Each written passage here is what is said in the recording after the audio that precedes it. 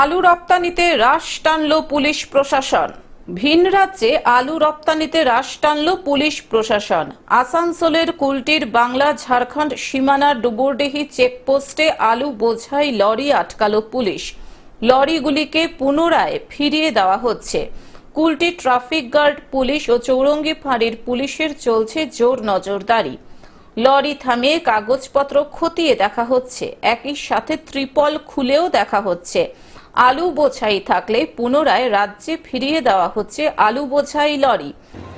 হাতা সাতা ঘুরতে হচ্ছে, কোথাও তো বর্ডারে ছাড়ছে নি। কবে থেকে দাঁড়িয়েছে? হয়ে গেল আজকে 4-5 দিন হয়ে গেল লোড করেছি। এইখানে কতদিন হলো? এখানে পরশু রাত থেকে এসেছি। কি লোড হয়েছিল? আলু আছে। কোথা থেকে কোথায়?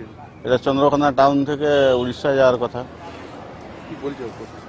ও ছাড়বে নি, কোনো দিকেই ছাড়ছে নি তো। আলু বোঝাই লরি যেন রাজ্যের বাইরে যেতে না পারে তার জন্য রয়েছে পুলিশের কড়া নজরদারি। আর এর ফলে 19 নম্বর জাতীয় সড়কে দাঁড়িয়ে রয়েছে আলু বোঝাই লরি।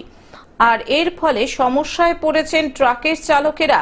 আলু গন্তব্যে না পৌঁছলে আলু পচে গেলে আর্থিক ক্ষতি হবে বলে জানান তারা। আলু আছে আর কোথা থেকে কোথায় যাচ্ছে? মেদিনীপুর থেকে ঝাড়খণ্ড যাবে। কি হয়েছে? আলু গাড়ি ছাড়ছে না, আর কি হবে? কি বলছে প্রশাসন? হ্যাঁ, ছাড়ছে না, যেতে দেবে না আলু।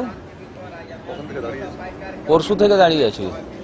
কতটা অসুবিধার মধ্যে পড়তে হচ্ছে? হ্যাঁ, অসুবিধার মধ্যে তো পড়তে হচ্ছে, কি করবো এখন, উপায় তো নেই। আমরা পেটের জ্বালায় বেরিয়েছি গাড়ি চালাতে, যদি গাড়ি না ছাড়ে তাহলে আমাদের কত অসুবিধা সে তো বুঝতে পারছেন।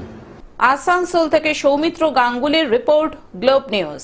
এখন থেকে গ্লোব টিভি দেখুন আপনার স্মার্টফোনেও। গুগল প্লে স্টোর অথবা অ্যাপল স্টোর থেকে ডাউনলোড করুন গ্লোব টিভি লাইভ অ্যাপ। এছাড়াও জিও টিভি অ্যাপ থেকেও দেখুন গ্লোব টিভি লাইভ।